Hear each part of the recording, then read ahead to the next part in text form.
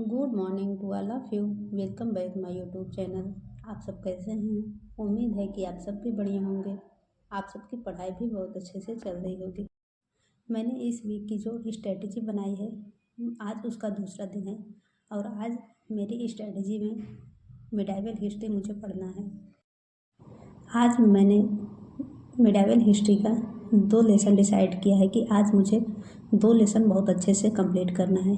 इसके लिए मैं शुरुआत एस.के. पांडे की बुक से कर रही हूँ, जो कि मध्यकालीन इतिहास के लिए मेरे पास यही किताब है। और मैंने इस बुक को जब टीजीटी का फॉर्म फिलअप किया था तभी लिया था, लेकिन अभी तक कंप्लीट नहीं पढ़ी हूँ। तो इस बार मैं सोच रहा हूँ इस बुक को पूरे अच्छे तरीके से कंप्लीट करूँगी। यहाँ पे मैं अपना फर्स्ट सेशन की शुरुआत करती हूँ और मैंने आज इसके फर्स्ट चैप्टर से किया है, जो कि इस्लाम धर्म का उदय है। देखिए, मैं अभी main focus UP TGT exam पे और बीपीएससी टीआरई 4 एग्ज़ाम पे करके अपनी प्रिपरेशन कर रही हूँ। और आपको तो पता ही है कि इन दोनों एग्ज़ाम में सब्जेक्ट का वेटेज बहुत ज़्यादा रहता है। हालांकि बीपीएससी में जीएस का भी पोर्शन रहता है, लेकिन फिर भी सब्जेक्ट पे अगर अच्छी पकड़ है तभी जाके कुछ होने वाला है। तो इसीलिए मैं सोच रही हूँ कि एक बार अपने सब्जेक्ट को बहुत अच्छे से तैयार कर लेती हूँ और थोड़ा सा रूटीन अच्छे से बन जाएगा तो मैं जीएस भी प्रिपरेशन स्टार्ट करूँगी, लेकिन अभी तो सब्जेक्ट पे ही कर रही हूँ। इसमें आज जो मैं टॉपिक पढ़ रही हूँ, इसका पहला लेसन थोड़ा सा कम इम्पॉर्टेंट है, लेकिन कभी कभार उससे भी क्वेश्चन बन जाते हैं। लेकिन इसमें जो दूसरा लेसन है वो बहुत ही ज़्यादा इम्पॉर्टेंट है। इस लेसन से खासकर यूपी टीजीटी पीजीटी एग्ज़ाम में बहुत सारे क्वेश्चन बनने की संभावनाएं रहती हैं। तो इस दूसरे लेसन को हमें बहुत अच्छे से कंप्लीट करना है। इससे पहले मैंने जो बैच परचेस किया था उसका भी नोट्स मैं बनाई हूँ, लेकिन फिर भी जितनी बुक में नॉलेज दिया गया है उतना ज़्यादा हमारे नोट्स में नहीं है। तो मैं इसी को ध्यान में रख के इस बुक को रीड कर रही हूँ और एक अलग ही नोट्स बना रही हूँ। एक बार मैं इस बुक को अच्छे से रीड करूँगी, फिर इसके बाद उसका चैप्टर वाइज अपना नोट्स तैयार करूँगी। जो चीज़ें बुक में हैं और जो नोट्स में है दोनों को मिला के मैं अपना एक अलग नया नोट्स बना रही हूँ। एक दिन में मेरा ये टारगेट है कि मैं जो भी चैप्टर डिसाइड करूँ उस चैप्टर को बुक से एक बार अच्छे से पढ़ लूँ, फिर उसका नोट्स बनाऊँगी और उससे रिलेटेड मैं जो जितने भी क्वेश्चन बनेंगे वो क्वेश्चन भी सॉल्व करूँगी।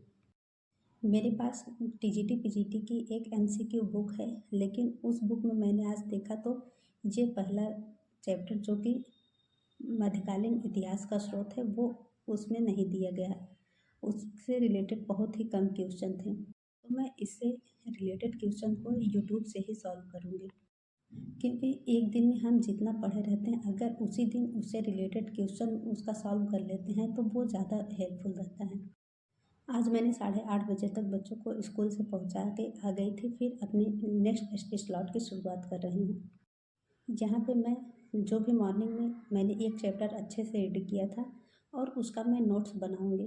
पहले जब एक चैप्टर कंप्लीट हो जाएगा तब मैं दूसरे चैप्टर की शुरुआत करूँगी। पहला चैप्टर थोड़ा सा छोटा था तो वो थोड़ा जल्दी हो गया, लेकिन दूसरा चैप्टर जो है वो बहुत बड़ा है और उससे बहुत ज़्यादा इम्पॉर्टेंट भी है, तो उसे तैयार करने में थोड़ा सा ज़्यादा टाइम लगेगा। इसीलिए मैं अब इसे नोट्स जब बना लूँगी तो फिर अभी तो मेरे पास 1 बजे तक का फ्री टाइम है, तो मैं उसमें अपना दूसरा चैप्टर अच्छे से कंप्लीट करूँगी। देखिए, अगर हम पढ़ाई करना शुरुआत कर दिए हैं तो इसमें हमें लगातार करना बहुत ही ज़्यादा ज़रूरी है, क्योंकि आप लोग देख ही रहे हैं कि कंपटीशन कितना ज़्यादा बढ़ रहा है। तो अगर हमें इसमें पूरी जी जान लगा के हम तैयारी नहीं करेंगे तो कुछ भी हासिल होने वाला नहीं। इसीलिए सबसे ज़्यादा ज़रूरी है कि हमें लगातार अगर लगे हैं तो लगे ही रहना पड़ेगा। जब तक हमारी जॉब नहीं मिल जाती तब तक हमें अपना प्रयास करते रहना है। जब एग्ज़ाम पास में नहीं होता तो थोड़ा सा डीमोटिवेशन होता है, लेकिन फिर भी ऐसा नहीं है कि जब एग्ज़ाम डेट आएगी तब हम पढ़ाई करना शुरू करेंगे। उसके बाद तो हमारे पास टाइम ही नहीं रहता। तो अगर अभी से पढ़ते रहेंगे तभी जाके कुछ हासिल होने वाला है। अगर यूपी टीजीटी की तैयारी आप कर रहे हैं तो आपको पता ही है कि इसका कितना ज़्यादा बड़ा सिलेबस है। जितना भी पढ़िए उतना कम ही लगता है।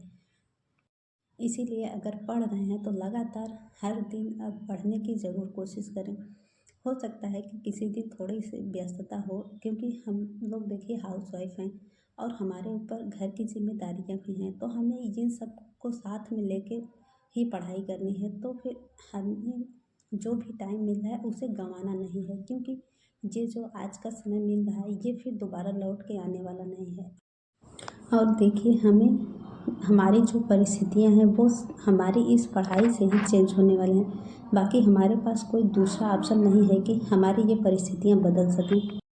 हमारी परिस्थितियां ही हमारे लिए सबसे बड़ा मोटिवेशन है। जिस दिन हम इन परिस्थितियों को ही अपना मोटिवेशन बना लेंगे उस दिन हमें बाहरी मोटिवेशन की बहुत ज़्यादा ज़रूरत नहीं पड़ेगी।